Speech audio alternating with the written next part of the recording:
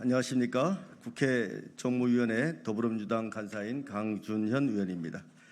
어제 저녁에 권익위원회가 전원위원회를 열고 디올 명품백을 수수한 김건희 여사의 청탁금지법 위반 조사에 대해서 종결 결정한 내용에 대한 의결서를 최종 의결했습니다. 그런데 그 의결서는 종결 반대 위원들의 주장과 입장이 제대로 반영되지 않은 사실상 졸속적이고 반쪽짜리인 의결서였습니다. 심지어 오늘 오전 정승윤 부위원장은 의결서를 전격 공개한다며 기자회견을 열었는데 그 내용에 분개하지 않을 수가 없는 상황입니다. 게다가 어제 권익위는 유희림 방심위원장의 민원사주 의혹에는 면죄부를 주고 공익신고자만 경찰에 입접하는 어처구니 없는 결정까지 내렸습니다. 따라서 오늘은 정무위 소속 더불어민주당과 조국혁신당, 사회민주당 등 야3당 의원 일동과 과방위 소속 더불어민주당, 조국혁신당 의원 일동의 이름으로 다시금 권익위 결정과 행동을 강력하게 규탄하는 성명을 발표하고자 이 자리에 섰습니다. 참석하신 의원님들을 먼저 소개해드리겠습니다. 정무위의 김남근 의원님, 김용만 의원님, 이강일 의원님, 박상혁 의원님, 신장식 의원님, 한창민 의원님, 천준호 의원님, 김현정 의원입니다. 그럼 지금부터 정무위 야3당 의원의 기자회견부터 시작하겠습니다. 네, 조국혁신당 신장식 의원입니다. 어제 저녁 김건희 여사의 디올 명품백 수수 종결 처리에 대한 권익위 전원위원회가 열렸고 의결서 처리가 완료되었습니다. 그리고 오늘 오전 정승윤 부위원장은 김건희 여사의 청탁금지법 신고 사건 의결서를 전격 공개한다며 이례적으로 기자회견까지 했습니다.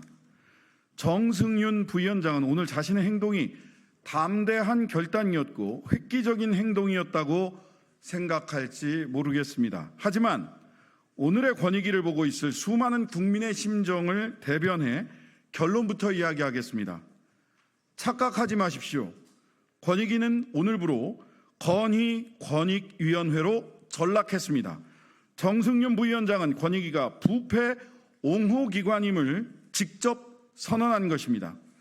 어설픈 언론 플레이 하나에 도취될 일도 아니며 오히려 후한무치한 권익위를 만든 것에 부끄러워해야 할 일입니다. 더불어민주당과 조국혁신당, 사회민주당 등 정무위원회 야3당은 지난주 기자회견을 통해 권익위를 향해 분명히 경고했습니다.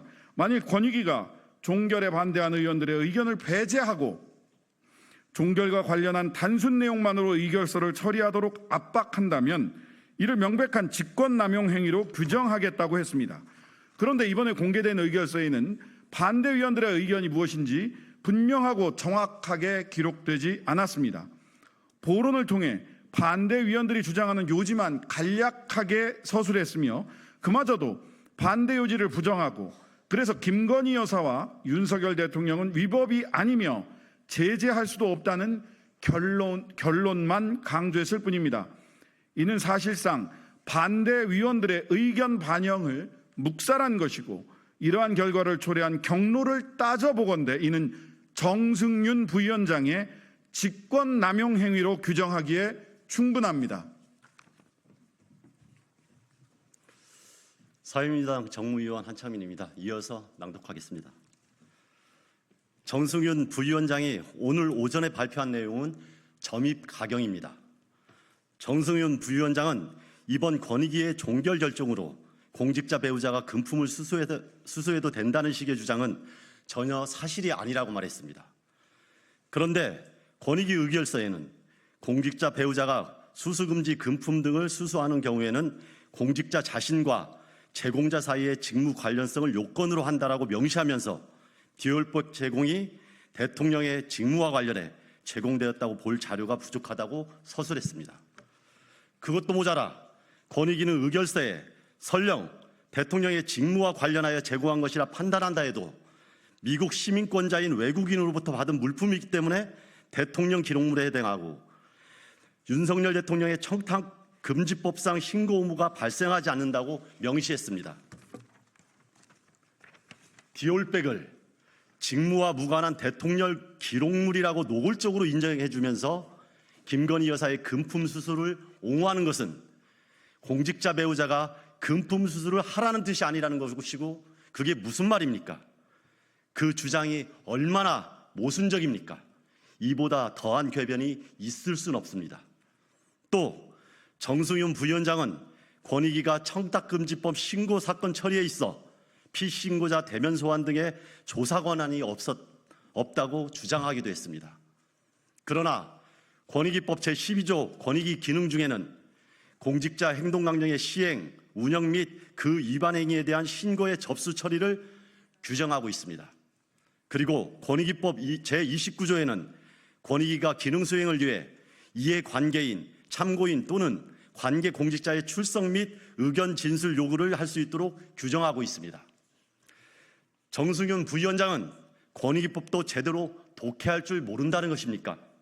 아님 본인이 그렇게 우기면은 국민들이 모를 것이라고 판단하는 것입니까?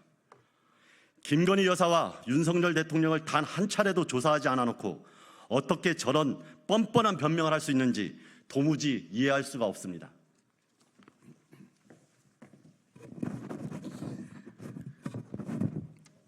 게다가 정승윤 부위원장은 오늘 권익위가 이번 총선에서 사실상 집권 여당인 국민의힘의 선거를 도왔다는 자백까지 했습니다.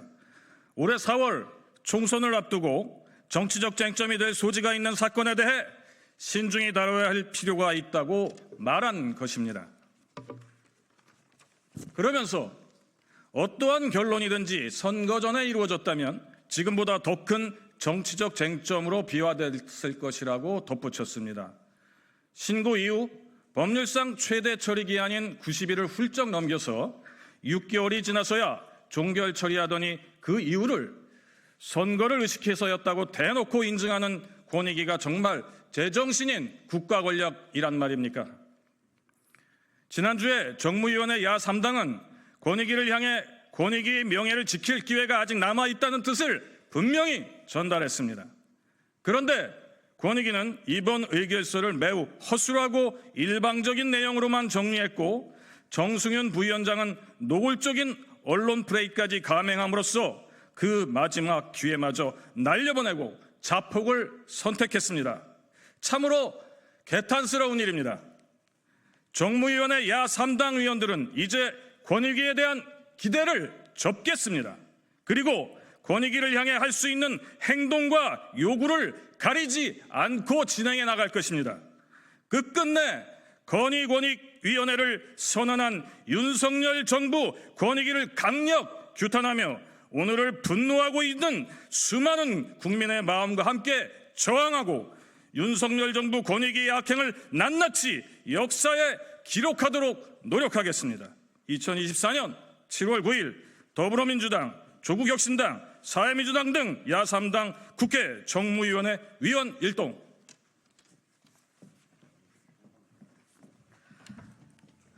네, 더불어민주당 과학기술방송통신위원회와 조국혁신당이 오늘 어저께 발표한 국민권익위원회의 내용을 가지고 규탄 성명서를 발표하겠습니다. 오늘 참석하신 의원님들 먼저 소개하겠습니다. 저희 과학기술정보통신위원회 위원장 최민희 의원님 참석하셨습니다. 노정면 의원님 오셨습니다. 이정헌 의원님 오셨습니다. 이훈기 의원님 오셨습니다. 조인철 의원님 오셨습니다. 황정아 의원님 오셨습니다. 이혜민 의원님 오셨습니다.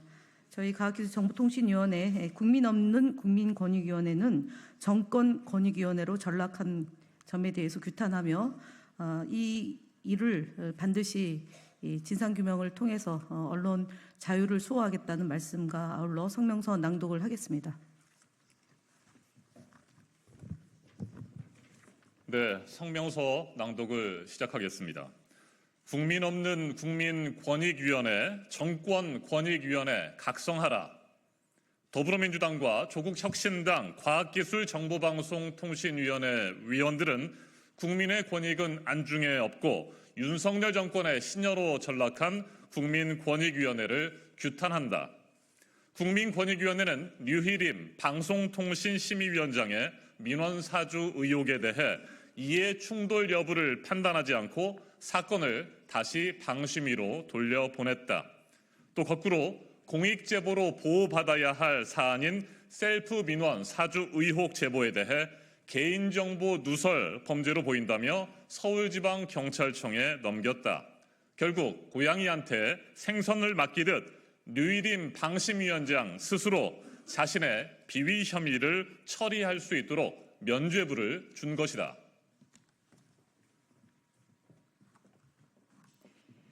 정승윤 국민권익위원회 부위원장은 방심위원장의 사적 이해관계가 신고 회피 의무 위반 여부에 대해 이첩 대상인지 또는 종결 처리 대상인지 명백하지 않다고 했다.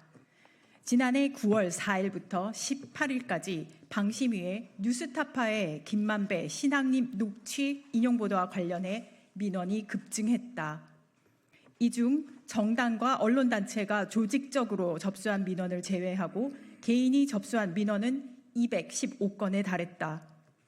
165건이 과징금으로 처벌을 받았고 류희림 위원장의 배우자, 아들, 동생, 처제, 동서, 조카 등 지인과 전 직장 동료들이 접수한 민원이 40여 건을 차지했다.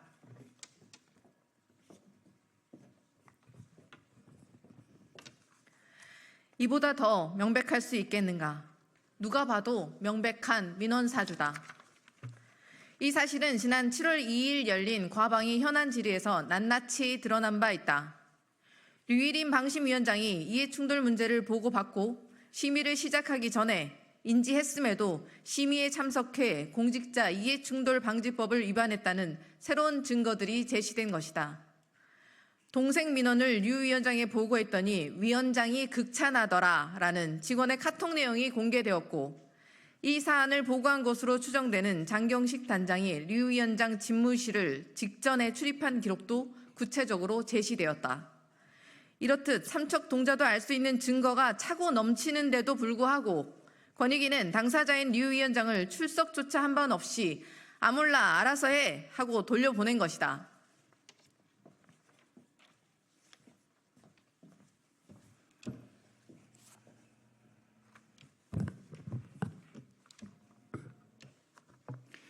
하늘 아래 명백한 사안조차 판단하지 못하는 권익위 위원들은 국민이 아닌 집권자의 권익을 지키기 위해 존재하는 것인가?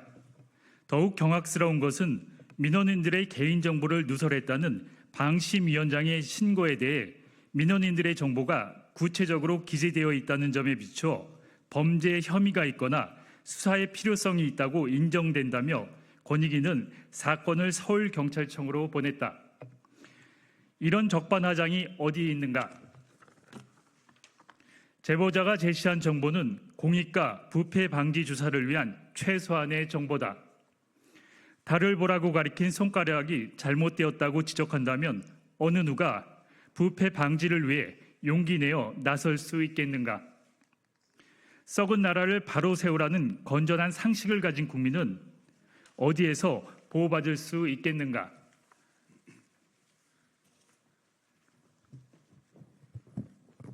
권익위가 김건희 여사의 명품백 가방 수수 사건과 관련해 혐의 없음으로 조사한 후 류희림 민원사주 의혹 사건도 종결될 것이라는 우려가 있었다. 류희림 위원장이 직접 기획한 행사에 김건희 여사가 초청된 사실이 지난 국회 과방위 전체회의에서 확인되었기 때문이다. 청렴의 보루인 권익위가 대통령 부인을 위해 부패를 모른 채 한다면 조직의 독립성과 존재 이유를 스스로 훼손시킨 것이다. 윤석열 대통령 탄핵 소추안 즉각 발의 요청에 관한 청원이 130만 명을 넘었다. 22대 국회 과학기술정보통신위원회는 대한민국의 언론 자유를 위해 끝까지 싸워나갈 것이다. 2024년 7월 9일 국회 과학기술정보방송통신위원회 더불어민주당 조국혁신당 의원 일동 최민희, 김현, 김우영, 노정면, 박민규, 이정은, 이훈기, 정동영, 조인철, 한민수, 황정아, 이혜민.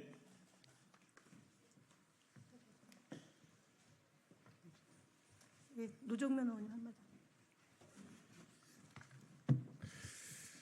많은 분들이 이번 권익위 결정을 보고 예상대로 됐다, 아니 예정된 대로 이미 짜여진 각본대로 됐다고 판단하실 겁니다. 지금 대한민국은 공정이라는 가치 위에 김건희가 존재하고, 상식 위에 김건희가 존재하고, 법 위에 김건희가 존재합니다. 아마 지금 권익위원회는 스스로 무언가를 대단한 것을 했다고 착각하고 있을지 모르겠습니다. 그러나 국민들께서 똑똑히 보고 계시고 국회가 살아 움직이고 있습니다. 이 후과를 반드시 응분의 대가를 치를 것임을 여기 이 자리에 모인 모든 분들과 함께 국민들 앞에 다짐해 봅니다. 이상입니다. 예, 이상으로 기자회견을 마치고요. 저희는 과학기술정보통신위원회는 현재 국정조사를 국회에 지금 보고를 하고 있습니다. 그래서 이 문제 역시도 반드시 진상규명을 통해서 유일임 방송통신심의위원회의 만행을 백일하에 드러내는 데 최선의 노력을 기울이겠다는 말씀을 드리고 마치겠습니다. 감사합니다.